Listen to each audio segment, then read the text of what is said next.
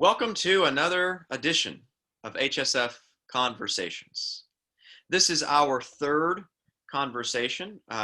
We previously introduced HSF Conversations, talking about what this new feature would look like, what we might do. We have gotten good feedback from you all, and we're excited about where this thing is going. Our last HSF conversation, we talked about the book by Carl Trueman, The Rise and Triumph of the Modern Self. In this edition of HSF Conversations, we're also going to talk about a relatively recently published book by Rod Dreher. And that book is Live Not by Lies. Live Not by Lies, a manual for Christian dissidents. Coming in the fall, if I could just preview for just a moment, coming in the fall, we have some interviews that we're going to be doing with various people, some pastors, hopefully some academics. And so we're also excited about where this is going. But for this edition here, Live Not by Lies, we have with us today Rebecca Zuniga and Chris Talbot and Philip Morgan, and then me, Matt Bracey. Perhaps you know of Dreher from other books that he's published, Crunchy Cons. He published The Benedict Option. Perhaps you know about him because of Blog Online, The American Conservative. His most recent publication is Live Not by Lies. It came out in September of 2020, so 10 months ago or so. And already it has nearly 3,000 reviews on Amazon, and the aggregate rating is 5 stars out of 5. So that's a lot of reviews, and it's really high marks. Before jumping in and discussing this book, I want to, and discussing some questions that might arise, I want to take a moment to summarize the book. Dreher begins the book by introducing readers to believers who survived the horrors of communism. Their advice is to beware of totalitarianism. Beware of totalitarianism. These believers, from decades past, these believers, Dreher explains, they see trends within our present culture in the United States that remind them of life in Eastern Europe before the rise of communism, such as the denial of free thought, the denial of true justice, and it gives them cause for concern. Now, those believers experienced what Dreher calls the hard totalitarianism of Big Brother. His concern and their concern is not that we're looking at the hard totalitarianism of Big Brother, where Big Brother, big government controls our thoughts or tries to control our thoughts or tries to suppress free thought. Their concern is more about what Dreher calls the soft totalitarianism of big data or big business. We might even say big sport. So the book is divided into two main sections. Section 1 is the first half of the book, and it deals with the problem. Understanding soft totalitarianism. He looks at what a pre-totalitarian culture looks like. He looks at progressivism. He looks at woke capitalism. And then part 2 of the book is how do we live in light of this truth? So it's all well and good to talk about here's a problem that we see on the horizon, but then assuming that my thesis is right, what do we do about it? How do we prepare for it? How do we live in light of this? So it's not all problem. It's also trying to identify how do we respond to this potential problem? How do we respond to this potential problem? He says that many in the United States have committed themselves to the pseudo-religious creed of progressivism with its cult of social justice. He says Christianity and communism, which is to say the most radical form of progressivism, communism is, are best understood as competing religions. It's aggressive, and in the context of our own nation, he says it's not, like I said, big government, Big Brother, that is trying to control our thinking. It's taking place through big businesses. Dreher explicitly mentions Amazon and Apple and Facebook and Google and Microsoft by name, doing things that are presuming to control what people can and cannot say. There's more that I could say. We're going to get into what are some of his suggestions for how we go forward. He talks about valuing truth, live not by lies. He talks about the importance of cultivating cultural memory. He talks about the importance he highlights the importance of certain types of institutions that will sustain dissidents during hard times. So he talks about the importance of the family. He talks about the importance of religion or the church. He talks about the importance of local communities, having a community of people who have the same values that you do. So even if, you know, the broader world is against you and your values, say as a Christian, and people interpret your values as a Christian as being on par with hate speech, we still have a source of support within our local communities. There's more that I could say about the book. I want us to have a conversation about the book. But before we get into specific questions, we want to hear from the rest of these. I'll start with Philip Morgan. What impressions did you have about the book? Why is this book important? And what are some just key ideas that stick out to you before we get into questions? I think one of the things that Dreher does well in all of his writing, I've read most of his works now, is that he writes at a very popular level. He deals with very complex ideas and subjects, but in a very accessible way. And so, you know, if you're accustomed to reading in-depth analysis of postmodern theory or of critical race theory or various other kind of ideologies that he deals with, then this is a very, you know, that this is just a very complex sort of set of ideas to try to deal with, and they can be very confusing. Dreher deals with them in a very accessible way, and he does it in a very winsome way as well, because he doesn't just deny that there are certain criticisms that can be pointed out, that there are certain things that people are trying to get at through these ideologies, but he highlights where they differ from the Christian worldview. And he does it in a very compelling way.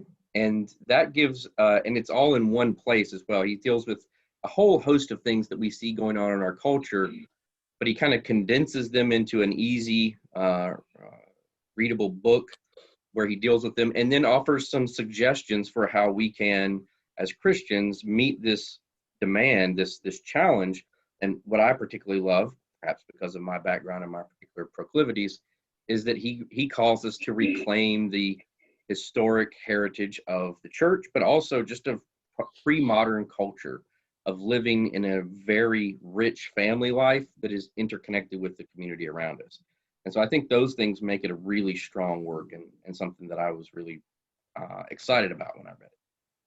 Some of the concepts. So the phrase soft totalitarianism or hard totalitarianism, that may sound, you know, high and falutin to some. Really, what he's talking about, he uses the phrase woke capitalism. He uses the phrase progressivism. He uses the phrase surveillance capitalism. I don't recall if he uses these next two phrases, but part of what he's talking about is this phenomenon that we see today, cancel culture, outrage culture, this type of thing that we're facing in our society. This is essentially what he's dealing with. So you have Ryan Anderson, who writes a book called When Harry Became Sally, which is about transgenderism. And for several years, it's on Amazon's platform, but then Amazon changes their hate speech policies. And suddenly, Ryan Anderson's book disappears from the Amazon platform. This is an example of quote unquote cancel culture. We don't like what you have to say about this topic, so we're not giving you a voice to say it. And we could multiply examples like this all over the place. But this is part of what this is a piece of the pie of what he's talking about. Rebecca, why don't you offer a remark next? Sure. I've heard Rod Dreher in interviews respond to claims that he's a pessimist by saying that he's a realist. And I think that's true. It's difficult to think about things not going the right way or not going the way we think they should go, but I think it's wise. And so I think what he helps us do is see kind of that our country is not immune to the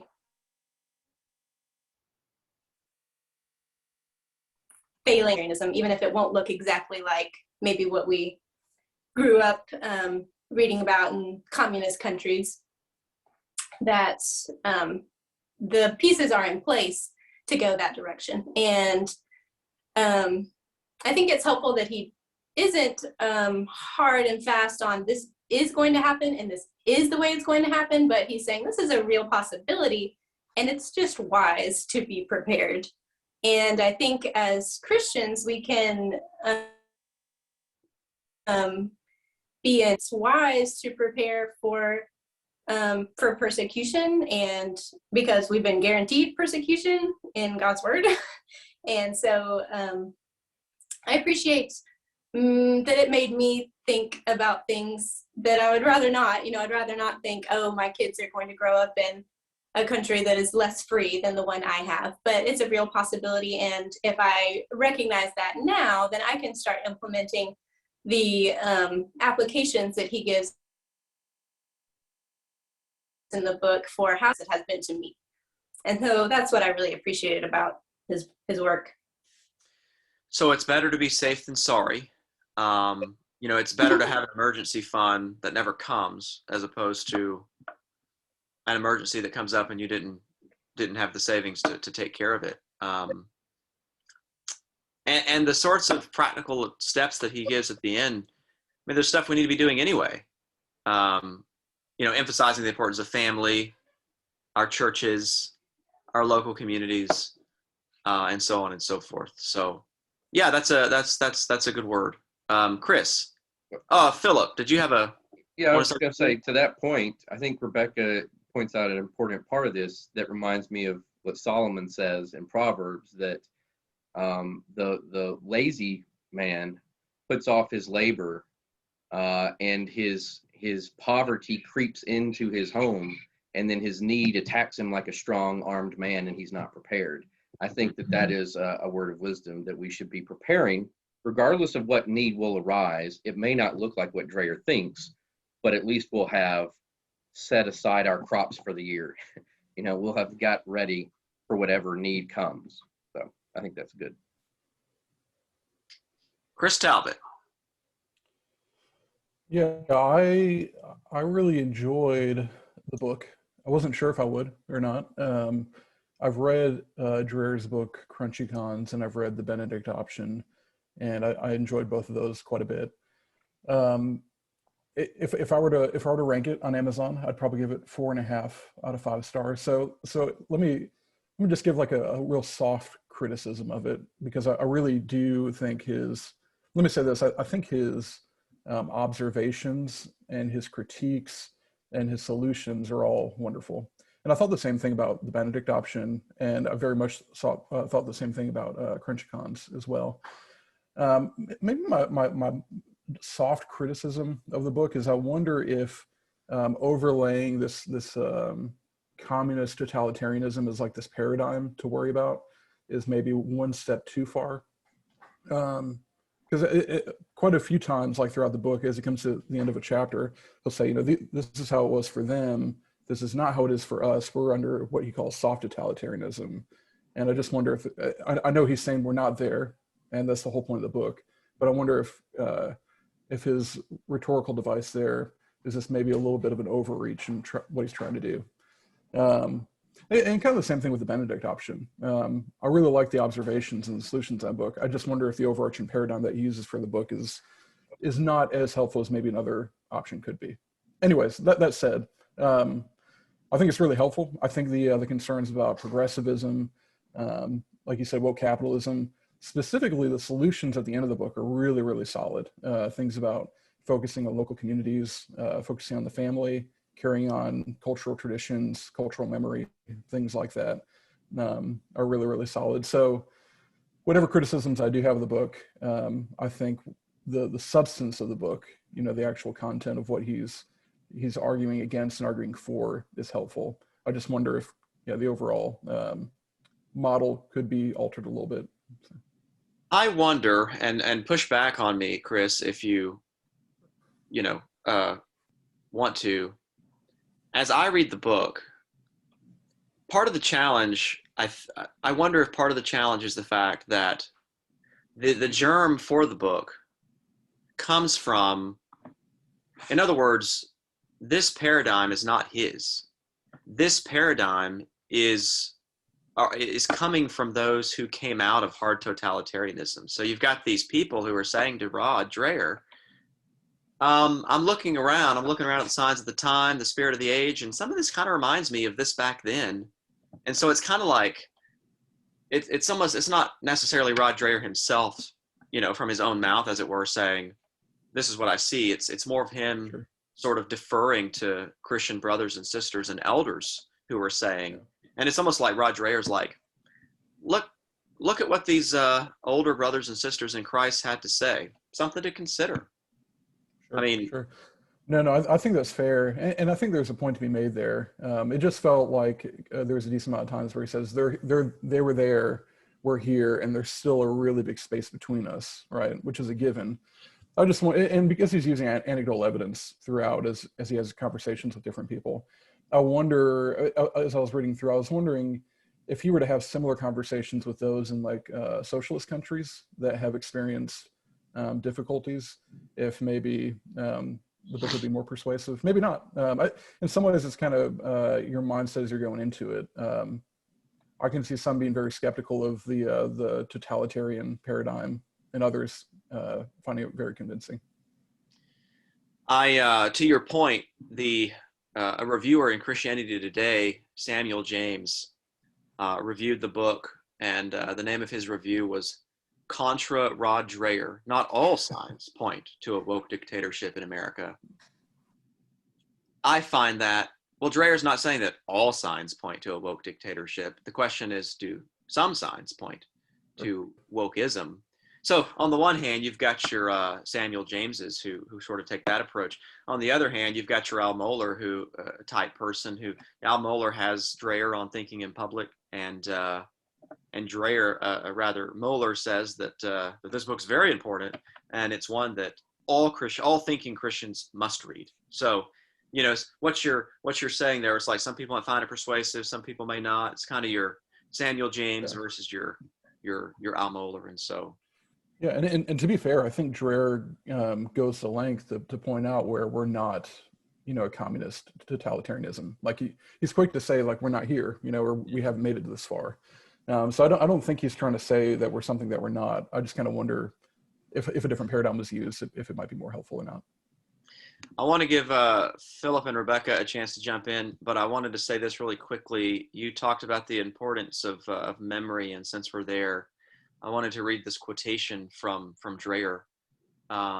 He says that Christians must understand cultural memory, not only to resist soft totalitarianism, or we might say, we talk about how people can be sort of brainwashed by what they see on social media.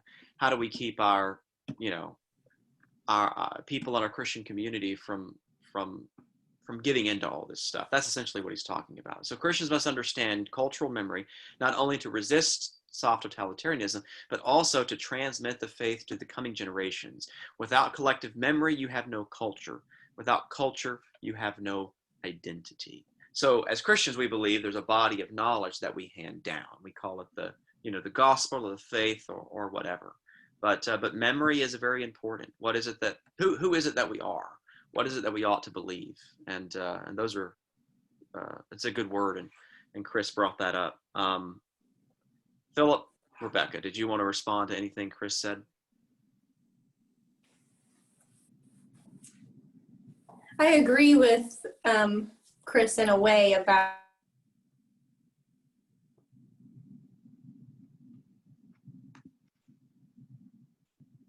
setting it up in the it feels a little bit, and so that can feel a little like put you on the edge of your seat a little bit. I know I read it, me and my husband read it together the first time through, and he was saying like, when's he gonna get to the good news? Where's the good news in here? And I was like, you just gotta wait, he'll get there eventually, kind of. So I agree that it can be a little dire maybe, and but to Matt's point that, you know, he's been having these conversations. I don't know anyone that grew up under communism or socialism in Eastern Europe, so that might change my mind if I knew some people. Well, and he opens the book by saying he was very skeptical at first, because, I mean, well, and if you've read some of his other works, his parents are prone to kind of maybe conspiracy ideas a little bit. He's just thinking, well, maybe this is just somebody who's older. But he doesn't just hear it from one or two people, he hears it over and over and over and over again. And then as he begins to investigate it, he becomes more and more convinced that there are certainly yellow lights flashing. And because the dangers are so extreme, it's kind of like, you know, that's something you really got to take seriously, right? When the fire alarm goes off in my house and we've been cooking, not a big deal because I kind of have an idea of what's going on. But if it goes off in the middle of the night, the dangers are much higher and I have a much more kind of extreme response to it. And so, you know, I think that that's part of it. I think that some of it is, there's a lot of warning signs here. And and there were warning signs before that people let go. And so that when the crisis came, there wasn't enough will or power to stand against it. And so, anyway, yeah, I think it's good. One of the questions that was posed here, which I think we've already sort of talked around, is what lessons should American Christians draw from Dreher's analysis of how Eastern European Christians prepared themselves and then survived under the persecution of communism? And I think that what we've collectively said to that is, look around, look at the warning signs. On the one hand, it may be that things don't go in this direction. On the other hand, it's better to have a crop, to use Philip's analogy, than to not to prepare at all. And so one of the things that we need to be doing in our churches and in our families is one, teaching people how not to live by lies. For example, if someone is a he, but they want to be called as a she, living not by lies means that we don't pretend like he's a she when in fact he's a he. You see what I mean? That's just an example with respect to transgenderism stuff. But the point is, we stand on truth. So we stand on truth. We resist the spirit of the age that does not comport with true justice, with true truth, as Schaeffer might have put it. We cultivate cultural memory. We know who we are. We know what we believe, and we have the conviction of courage, or we have the virtue of courage, rather, about our convictions, about who we are. So we're full of truth. We're also full of grace. We lead our families, we lead our churches, we get ourselves involved in communities, and we learn how to suffer well. So we've kind of talked through a lot of that. Here's a very practical question I think that could be helpful. How can families specifically work to combat lies within the walls of their own homes, and extend that out, churches and communities? So I'll pose that for you all. What practically can families do, churches do? I think he interviews a family. I wish the Eastern European names are very difficult to stick in my memory, so I cannot remember the name of the family, but that have the many children, and they host people in their homes before they're going to get kind of, not interviewed, but examined by, government officials, and they'll come back on the way out.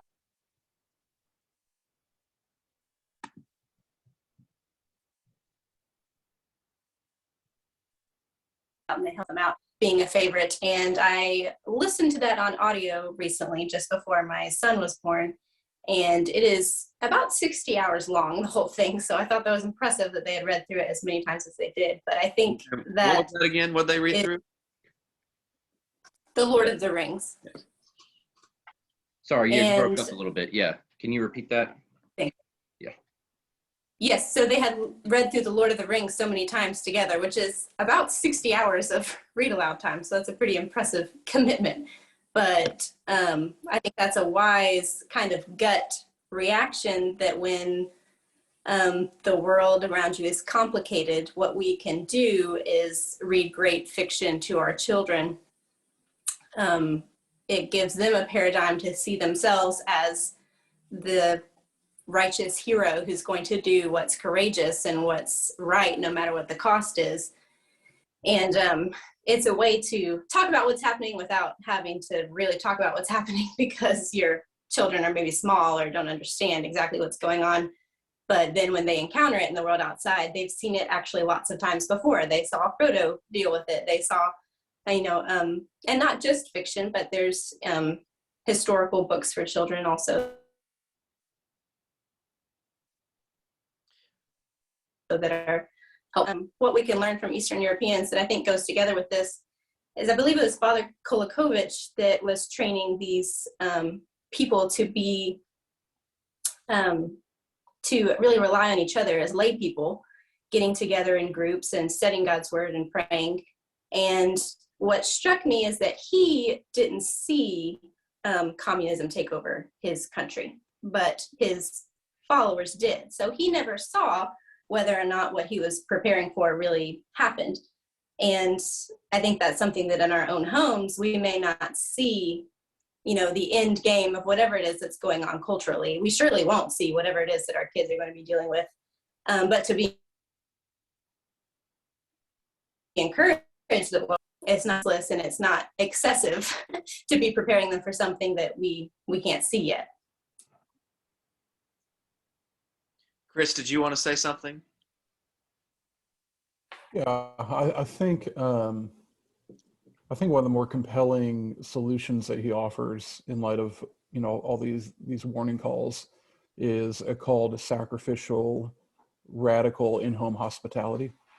Right, so those that we care for and that we're compassionate for, like having them in our homes, letting them stay with us, exhibiting just love and grace to them. And I think that's not only good for those that we're displaying hospitality towards, but also for children as well.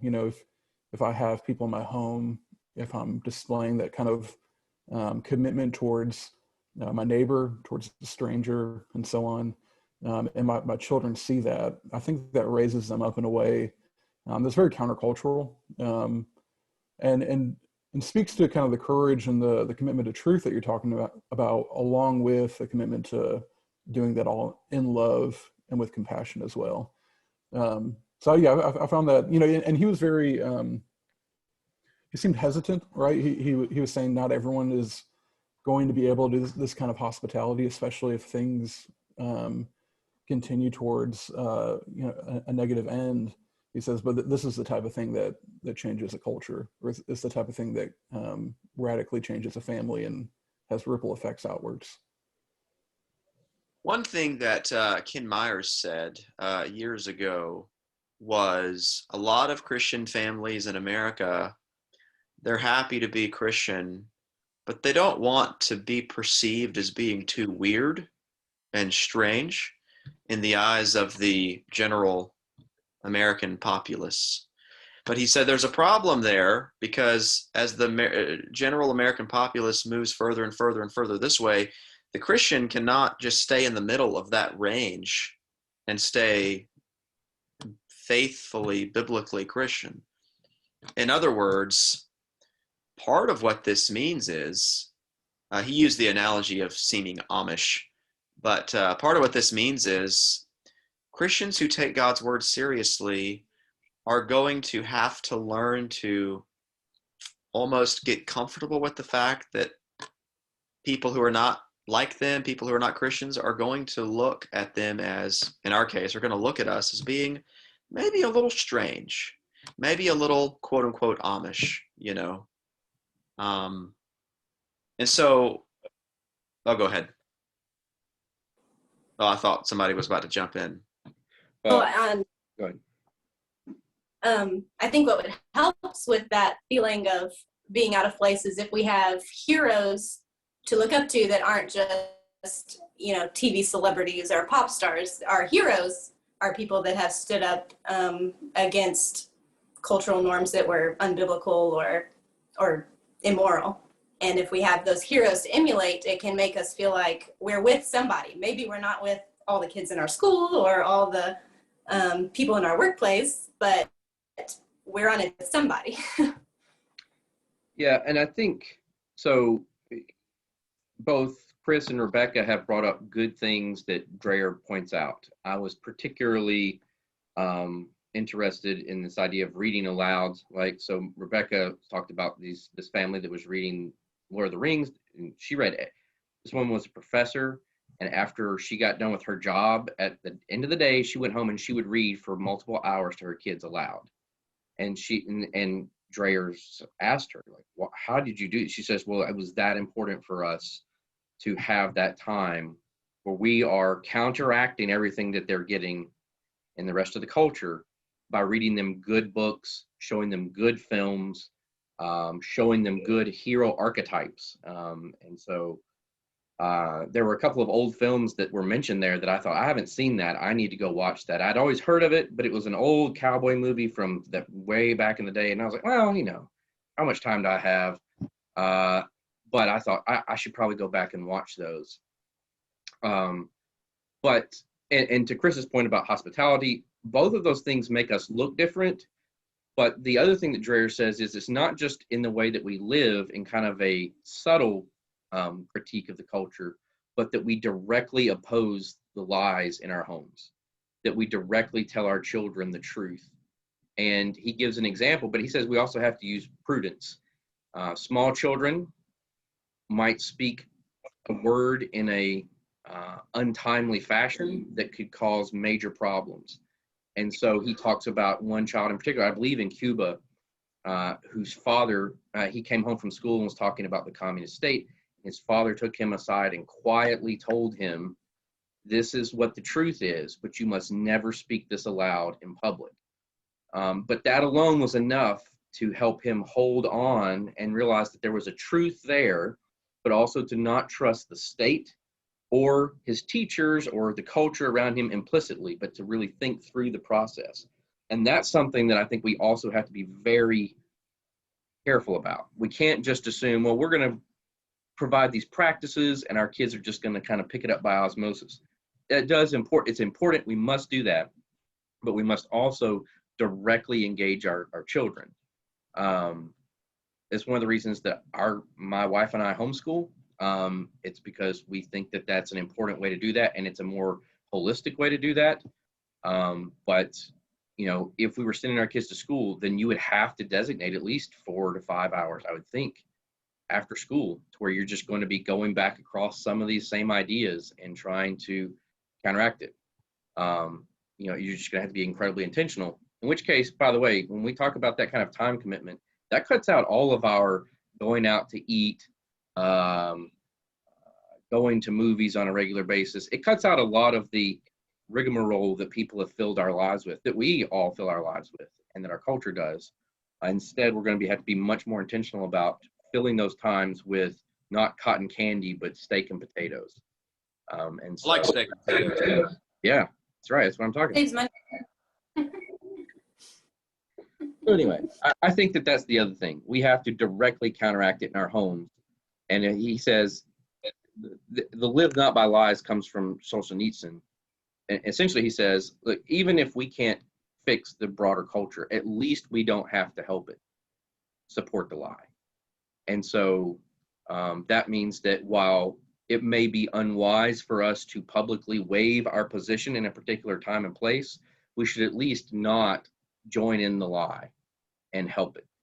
And I think that that was a very good word from Dreher.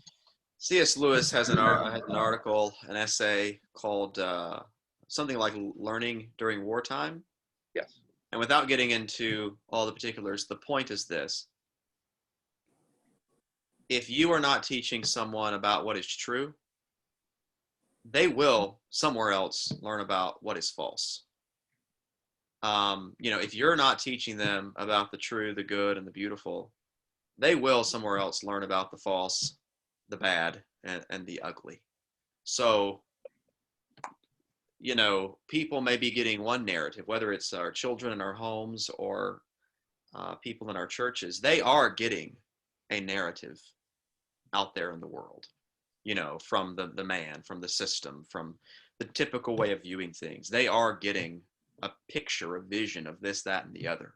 If the church doesn't counteract that, or if the family doesn't counteract that, good chance is, according to, or argues Lewis, that's what they're going to believe, the false, the bad, and the ugly, as opposed to the true, the good, and the beautiful. And so what you're talking about, Philip, what you're talking about, Rebecca, what you're talking about, Chris, these are ways that we counteract that. It doesn't just happen. It's a lot of hard work. Well, I think that our time is coming to an end, but I don't want to just cut it off immediately. So is there anything that the three of you would like to say to sort of bring us to a close, or any last thoughts you'd like to mention? Yeah. Well, I think to some degree the discussion we had at the beginning about why this does or does not necessarily look like the totalitarianism of communism is something that Dreher touches on and gets into, which is this is coming from a different angle. It is state involved to some degree, but this is much more business involved. Massive businesses that are being a part of this. And businesses, large businesses, can be just as totalitarian as governments can be, especially if they control massive avenues of resources, which these huge technological companies now do on information, but also in Amazon controls a lot of our purchasing. Our family uses Amazon a lot, to the point that I'm a little uncomfortable sometimes, but it's a very handy tool and it's very cheap. And especially during the COVID year, it was great. Because we didn't have to go out to get stuff. So I think that we need to be aware that this is part of the reason it looks different is because it's coming from big businesses. They don't have, at least at this point, the military power of the state to make it a hard totalitarianism. But I also think it's just as insidious. And there was some of that going on in the prior to communist revolutions, people losing their jobs because of political positions, people not being able to purchase certain things because of their political positions. That's also things we see not just in communism, but this is why totalitarianism is the broader term, the Nazi state, right? So this is both ends of that. It has similarities, and we need to oppose that as strongly as we can. I think that can be encouraging in a sense, because perhaps we have more of a choice in the matter than if it was coming from big government, whether you are going to depend on Amazon for all your goods. And that, it has power, I think. Chris, do you want to bring us home? Sure. I think one good lesson from all of this is to continue broadening the horizons of our cultural imagination by the books that we read, not only ourselves, but to our children. The way in which we live our lives, the things that we talk about, and just simply. And I think this is really maybe the thrust of Dreher's book and his other books too, is just showing people, showing ourselves, showing our families that there's another way, and that way is possible. And we just need to be courageous and compassionate to do it. Well, please know that I appreciate each of you, and I've appreciated this conversation. And with that, I think we will conclude.